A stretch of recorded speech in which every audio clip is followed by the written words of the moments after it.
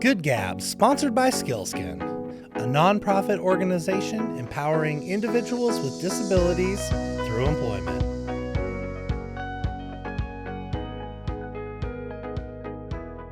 What's up, everybody? Another week, here we go. Really excited today. A long time impactful organization here in Spokane. We have the great pleasure to have Amy Vega here, Executive Director of Vanessa Behan. Amy, thanks for joining us. Thanks for having me. Yeah, of course. How's your morning going? Well, other than spilling all over myself, I'm fine. We're twinsies. Right? I felt so bad today. I was like, oh, I got my nice pressed shirt on. I was ready. And then no. It just keeps us humble and real. I appreciate that, a little right? Humility every once in a while is a good thing. Yeah, true statement. Yeah, well, we're in it together, Great, so I appreciate that. Well, so what's going on at Vanessa Behan these days? Tell us a little bit about. So much. So I typically like to start with the history because some people just don't even know who we are or how we got our start and the impact we're having. And so it's kind of a tragic start, honestly, with the death of a little girl named Vanessa K. Behan, who was just 15 days past her second birthday when she died of child abuse-related injuries in her own home. And there was a gentleman in our town, Bill Bokowski, who is our founder, and he was watching this play out and said, basically, not in my backyard. He had young kids himself and wanted to know what he could do to prevent that from happening to another child. And so he started looking to places to volunteer and didn't find the right place for himself. He wanted to be on the prevention side, not the reactive side of child abuse and neglect.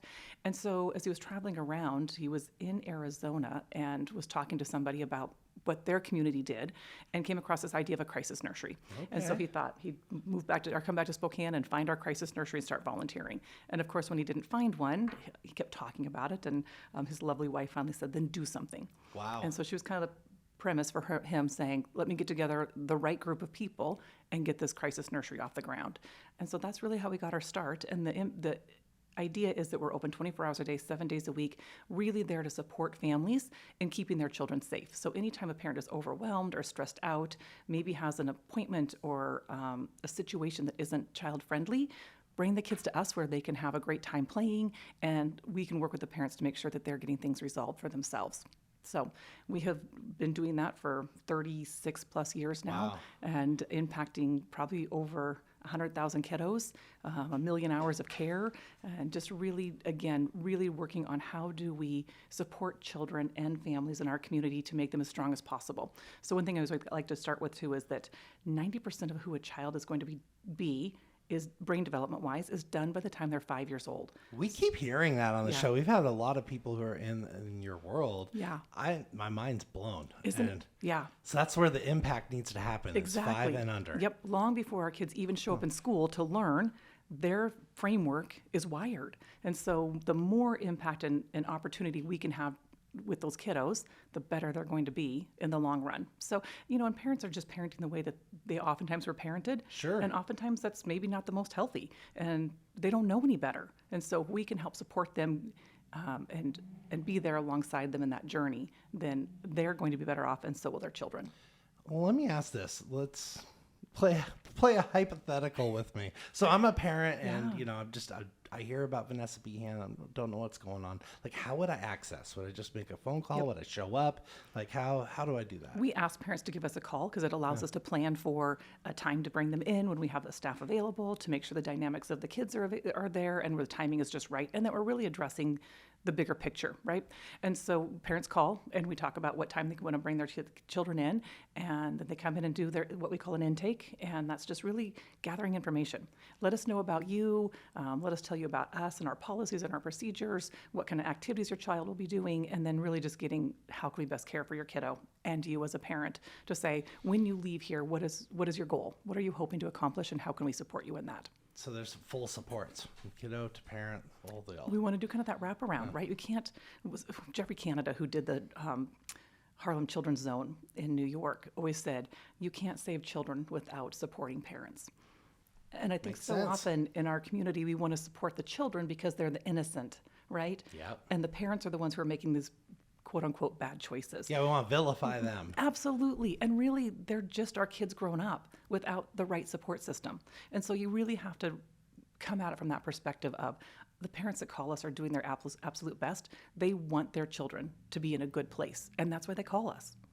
So what do you tell someone if they're like feeling really embarrassed and like, oh, I just don't want to do this? It's, you know what, I think our society does not lend to supporting parents and asking for help. We have this mentality of pull yourself up by the bootstraps. We should all know how to be great parents. And that's just not the reality, right? Where do you learn to be a good parent if you didn't have great parents yourself and had lots of practice at it? Yeah, it doesn't make any sense, right? No, not at all. Just like, leaders of organizations. I bet you weren't born, the perfect executive director, right? Just ask my staff. They'll tell you. Absolutely. Yeah, I mean, it's learned. Learned behavior, time, and yeah.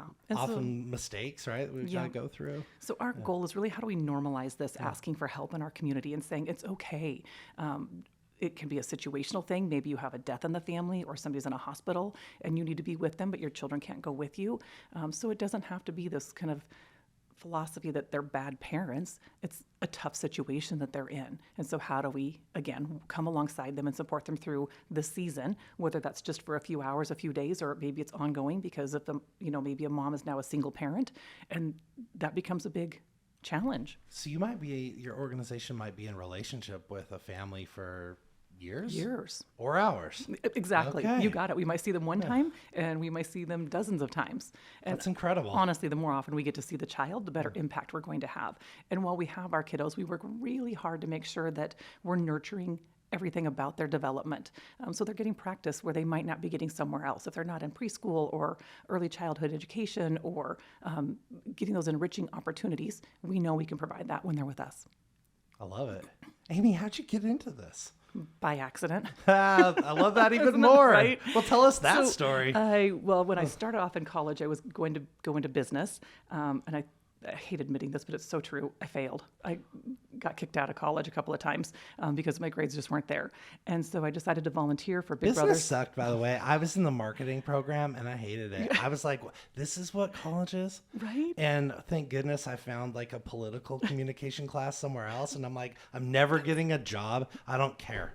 I can't do that. Yeah. It's so funny how we just kind of stumble into things. And now to laugh in the fact that I failed in business classes, and yet I'm now running a business. So I've got really smart people around me. But I decided to volunteer for Big Brothers and Big Sisters. And so in that experience, as I was going through my interview process, I'm like, this woman's job who's interviewing me is fascinating. And I think I started asking her more questions than she was asking me. And so when I realized she was a social worker, I thought, I need to look into that. So I finally got back into school, did social work and did fine, made it on the dean's list, graduated fine. Because exactly, I found where I belonged.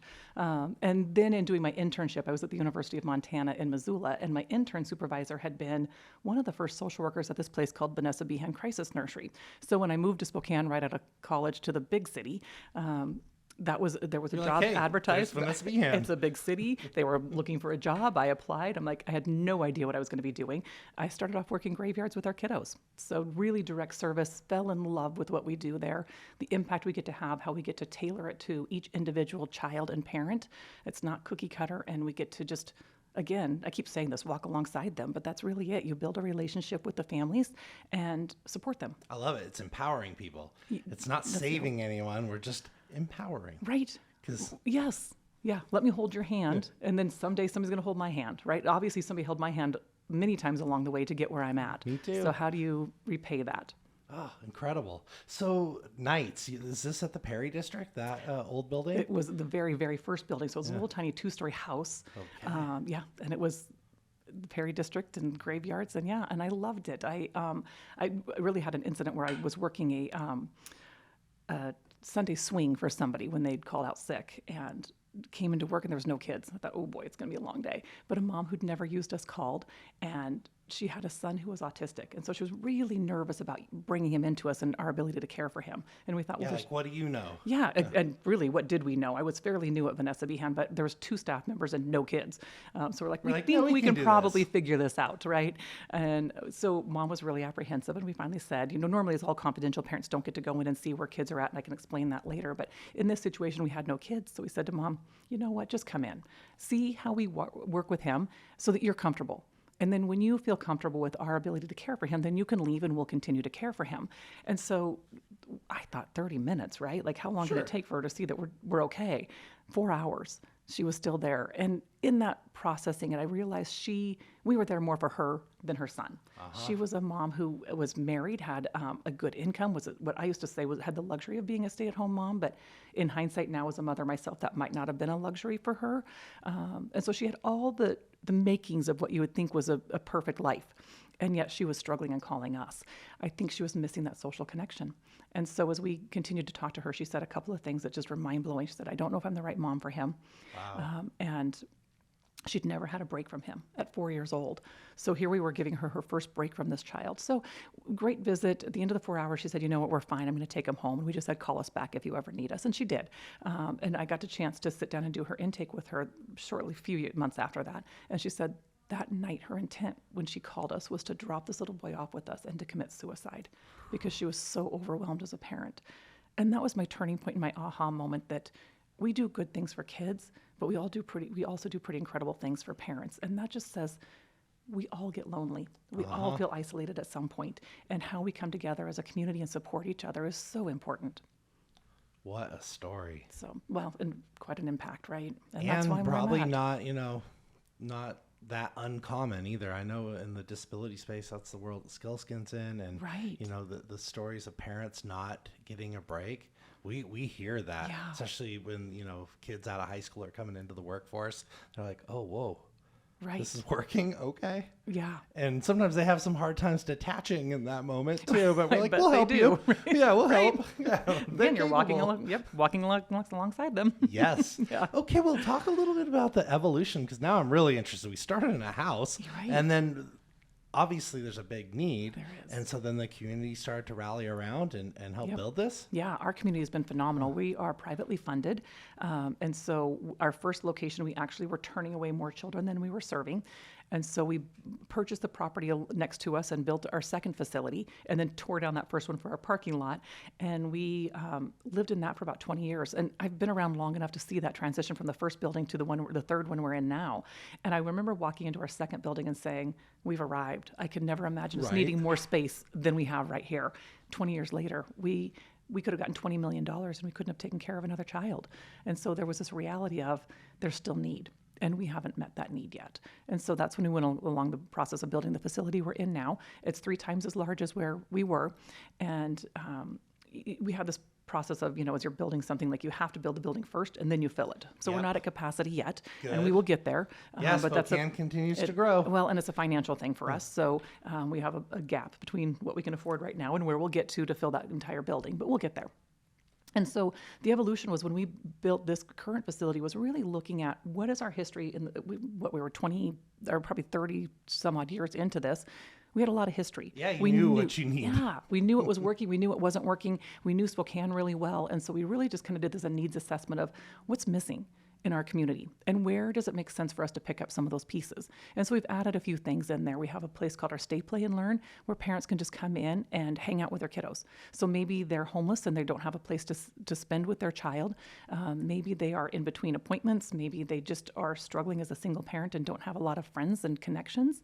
And maybe they're just looking for somebody to guide them in this season with their child of what the behavior is doing, what their child is meaning by this behavior. And so they can come in and just hang out. We have a parent educator in there that kind of supports them. Drop in and hang out, right? So that parents and children can be there together.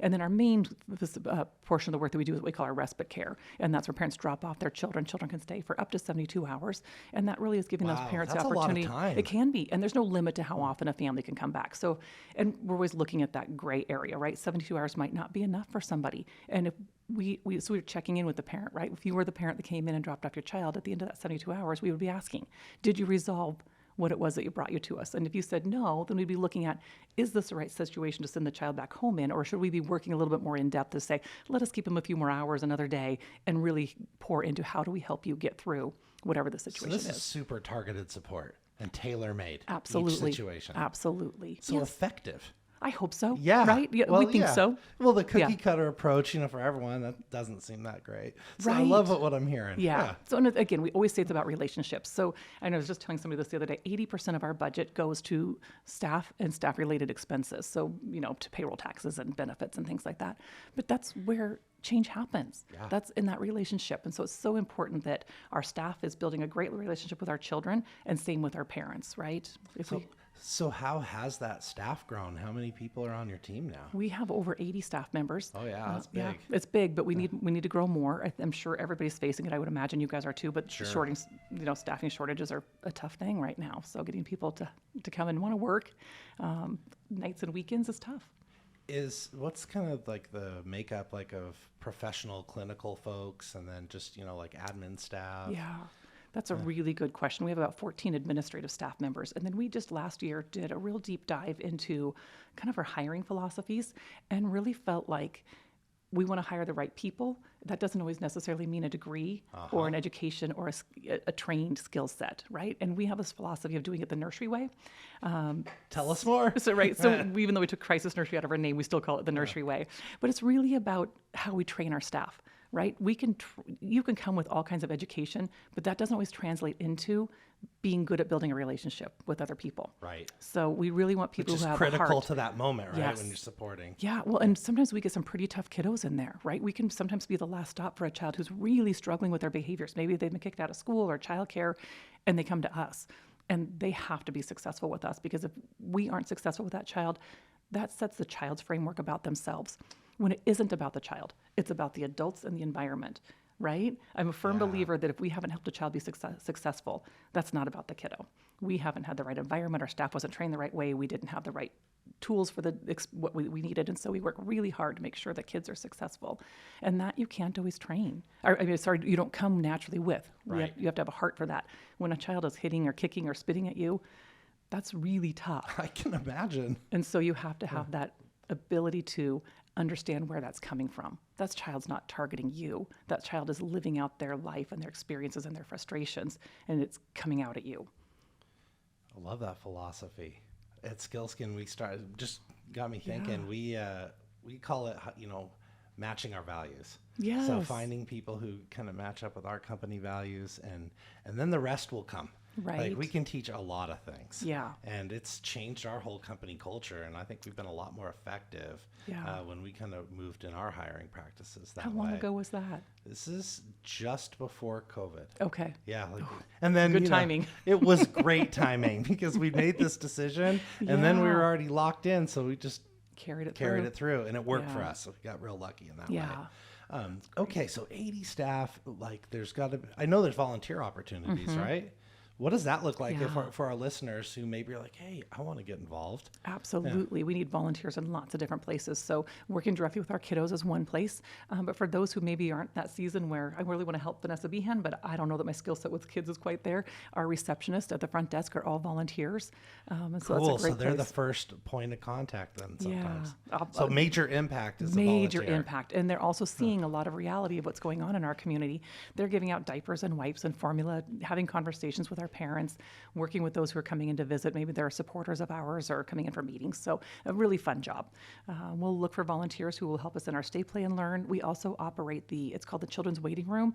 It's a childcare on the campus of the courthouse. And so families who are dealing with business on the courthouse can drop their children off there for a few hours or for the day while they go take care of. That sounds transformative right there. Right? Right. Because what are you going to choose? Like if you can't take your child somewhere, like maybe you miss your court date. Right. And Or all sorts of things come out from that. Or you take your child with you and they're now exposed to these adult conversations and situations. And so, I didn't even put that together. right? That makes so, sense. Yeah. So we love that. And we would love to be able to run that with more volunteers. It would really cut the cost on that program, which is, huge when you can save some money in a nonprofit. Very creative. Well, What else is brewing? Oh my gosh. Well, so many things. Y'all as far see as needs growth. and just go and fill We them. really, we oftentimes do. We get approached with a lot of ideas and things we want to do, and then sometimes we have to scale back and say, okay, do we have the bandwidth to do this? Is it our lane, right? We don't need to duplicate services. We want to know we are the experts in one thing, and when we're not, our community is so rich with resources. Yeah. Let's partner with the other organizations, and so we've been doing that. One thing we really think is important that families have access to lots of resources. Therapy is one of those that's really hard to get into, and so in our new facility, we designed 3 spaces and said to the community, if you can come and provide your services on site, it would be a win-win, right? And so we have a therapist from Lutheran Community Services there that's 1 full day a week. And so if he's got families he's working with and have children that need childcare, they show up, drop their children off, and then go to therapy right on site. And then we also then can Incredible. access. So it's right there. Right. And we don't need to be one-stop shopping for everything, but when it makes sense, it makes sense. And so if families are dealing with childcare needs and a social service need, then if we can invite those organizations into our building, that just makes sense. It also means we're not hiring a therapist, we're not insuring a therapist, we're not paying a therapist when there's really great ones already in our community, and they're just busting at the seams with space. So it's been a really nice partnership. We're doing that with Partners with Children and Families, and then we're just looking at where are all the places that we refer our families, and then making those invites and saying, we have space if it would make sense. People are obviously taking you up on that, but Yep. I love it when organizations can, collaborate and really impact, whatever population we're serving. Yeah. It's just better. Why do the same thing? Right. It's exactly. And the other piece that happens in that too is then if they're bringing their families into our building, Vanessa Behan's no longer so scary. Because there's a huge myth out there that we're connected to CPS and people are going to lose their children, or only bad parents or neglectful parents use Vanessa Behan. And so if we can demystify that and say, we're a normal organization, we're here to support anybody, get you in the building, you're like, oh, this isn't so scary. Start to see the building, you meet the staff, you kind of see the culture, and all of a sudden you're like, I won't be so scared the next time I feel like I need that. And they're going to tell their friends. Right. And that is really word of mouth. And again, why we're confidential, because we tell families, we promise them we won't share who's using our services. If a parent went back, they'd see all the kids and they'd go like, I know them, and them. So yes, that's why we have that confidential here's rule. the wall. Right. Yeah. Which is really hard because when you're saying to a parent about childcare, don't you dare leave your child at a childcare center that you don't go in and meet the staff and see Except the space. Us. But trust us, right? So you have to earn that trust. Well, and 30 plus time. years of being in the community, I think you have. I hope so. Yeah. But it's scary. It's a scary thing to ask somebody to help you with your most precious commodity, right? Your own children. That's scary. Yeah, I try to think about it even just for myself. Yeah. It would be really, really hard. Right? Asking complete strangers? But when that need is there, it's like, Right. where do you turn to? Yeah. And the beautiful thing about Vanessa Behan is our staff is trained. There's line of sight on supervision on our kids at all time. No staff members ever left alone with children. So we're licensed by the state. So you're getting good quality care versus maybe leaving them at your next door neighbor's house or your friend's house. Our newspaper is full of stories where parents made those decisions and it wasn't safe. And so we just hope parents will think twice about that and say, do I really know? Do I trust? What's the danger in calling a complete stranger and just asking? Call us and ask those questions about what it would be like to use our services and then make that decision. And maybe save a kid. You hope so, right? Yeah. So our listeners can come volunteer. Yep. We can donate money. I think I've seen a few times over the years, like where there's, products too, right? That we can bring. Absolutely. Yep. We do diapers, wipes, formula. So all those tangible needs things. Is that something that if like right now they're like, I feel inspired, would they go to your website and could they see what's you need? We have a needs list there. We have an Amazon link. So if people don't even want to get out of the house and go do their own shopping, they can just pop onto Amazon and order. Oh, hold on one tight. Dang, we got to capture that. Tony, it's this microphone. I think it's the mic. I do. Here, will you click it? Sorry. It's time for a break. Yeah. Sponsor break. So it's clicked in. It feels like Now- It wasn't being touched either, which is kind of a weird. No, it's just It's kinda you cutting can in tell and it's out. breaking. Yeah, we've been Technology. here since day one, and then people started to abuse this stuff, and community-minded enterprises just bought us a studio. Oh my gosh, that's So, awesome. Yeah, so that happens 2 weeks? Yeah, so we're almost out of here. That's got to feel so good. It does, and I'm sorry that's happening to you. That's okay. Okay, well, let's kind of jump back in there because, people definitely want to know how they can connect. Where were we, Dana? How can people drop off supplies or order supplies? Perfect. Okay. Yeah. Do your magic, Tony. So, we have volunteer opportunities, and, I've seen, the needs list come up. Where does that exist? Yeah. Can we go to your website? It's on our website. We have our needs list listed of things that we can use. We have a link to our Amazon account, so if people don't want to leave their house and just want to shop and have it sent directly to us, they can do that as well. That's my style. So, I right? like that. Yep. I Yeah. will say, even though we operate 24/7, dropping off donations is not 24/7. Please come through business hours, 8:30 to 4:30, Monday through Friday. On the weekends and after hours, our staff is pretty limited and focused on kids and families. What would someone expect if they came and dropped off supplies? Would they get to see a little bit of what's going on, or would just they kind of see the desk? They would see the desk. If families are picking up diapers and formula, they might see a little bit of an interaction. They would see our timeline. We have this beautiful new timeline on our wall that kind of just talks about our history and shows some pictures and moments in our history. So you could take a look at that. But if people want to come up for a visit, we really encourage that. So we would ask them to just go onto our website and click, I think it's info at or admin at Vanessa Behan. But there's a link on there, and just email us. We are firm believers in, I can talk about this all day, but Please until you do. come and see it, it doesn't always make sense, right? And so when we can show you the impact we're having. Well, I feel inspired So- because I had been in the old facility, Yeah. but I have not seen the new one. And This new one, I love the fact that we were able to take, again, our 30 years of history, what we knew kids needed, and really just dream with a great architect firm and just say, what could this look like? And so who did you partner with? NAC, and then Okay. Boughton built the facility. Nice. And the nice thing about it is that people walk in and say, it's beautiful. And sometimes I almost feel like I need to apologize that a nonprofit has such a beautiful building. And then I think our kids always get second best. So that our kids get to come in and see the most beautiful building, the most state-of-the-art equipment, the best staff in town. I can't apologize for that. No. So, right? We can be proud of that. Right? We cut corners in all of our staff offices, but the kids' area is Naturally. pretty phenomenal. Incredible. So what's the future look like? What's everyone dreaming about right now? Growth, really. Okay. It's all about growth. We turn away, I think, let me see if I can think of the stats. We are turning away, let me give you a couple of examples. So we're turning hundreds of kids away a month. We serve about 600 a month, turning away 200 to 300 a month. We have the space. And we have the space. We had one weekend in February where we turned away 70 requests for care. 70 in one weekend, which is heartbreaking. Those are families who needed us in that moment. And now we will get them in. We say, keep calling until we get you in. So we're going to serve those families. But in that moment when they needed us, we had to say no. And so you said it, we've got the space. It's just that gap between our budget right now and where it needs to be. And it's a big one. It's about a $4 million budget. But break that down, and we're talking 400 people at $1,000 a year. Our community can handle that. Yeah, That's doable. That is so doable. So $50, $20, $100, it doesn't matter. It does all not. adds up. Right. And that's what I love about our organization. Bill, our founder, was like, we are going to be built on people who are giving $5 a month.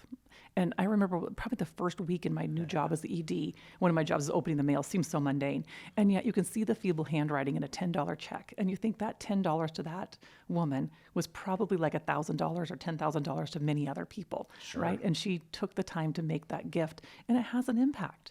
Every dollar has an impact.